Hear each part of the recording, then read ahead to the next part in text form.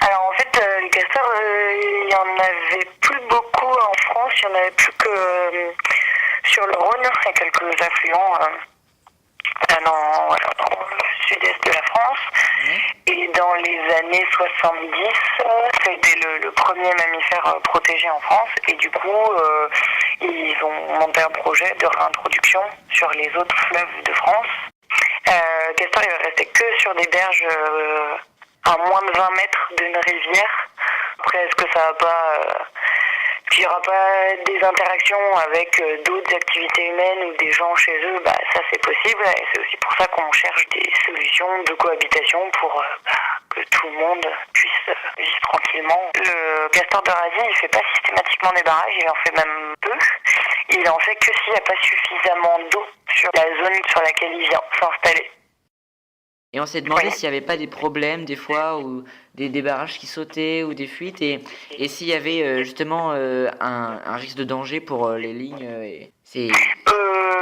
Là, c'est pour ça qu'on est missionné par la SNCF. En fait, ils évaluent ça, justement, ça pose problème ou non, et donc essaient de cohabiter avec le castor. Et eux ne sont pas du tout dans l'optique de supprimer le barrage et de ne pas avoir de castor à cet endroit-là. Ils veulent trouver une solution.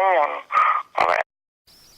Après avoir reparlé de conditions, nous avons été à la rencontre de l'équipe.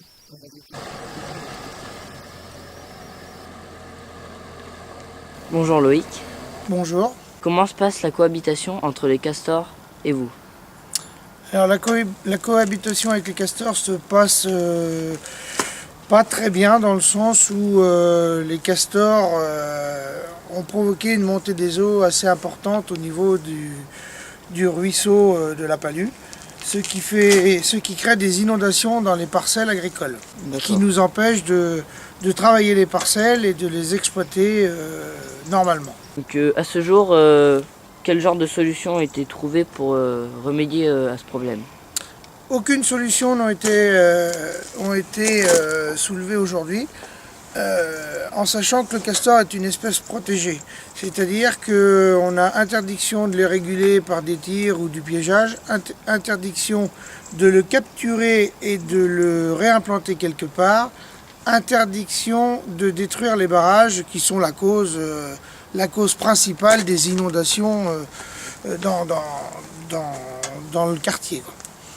En sachant que nous avons réalisé des réunions avec Vienne Nature, la SNCF, l'Office national de la chasse qui gère ces animaux. Depuis quand sont-ils là et posent tous ces problèmes? Ils sont là environ depuis, on va dire, 1 an et demi, mais les gros problèmes se sont soulevés au printemps dernier, c'est-à-dire aux alentours du mois de mars-avril l'an dernier. Et ça va qu'en s'accentuant.